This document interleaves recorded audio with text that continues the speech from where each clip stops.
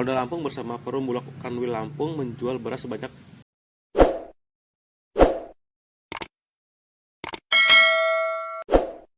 2,2 ton kepada masyarakat Bandar Lampung di Tugu Adipura pada hari Minggu tanggal 10 Agustus tahun 2025. Bandar Lampung hari ketiga, Bulog dan Polri melaksanakan kegiatan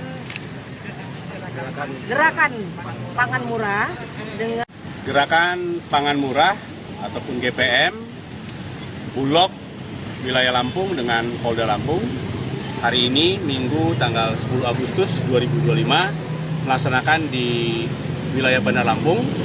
Untuk beras yang terjual hari ini sebanyak 2,250 kg ataupun 2 ton 250 kg. Masyarakat sekitar 300 sampai 400 orang.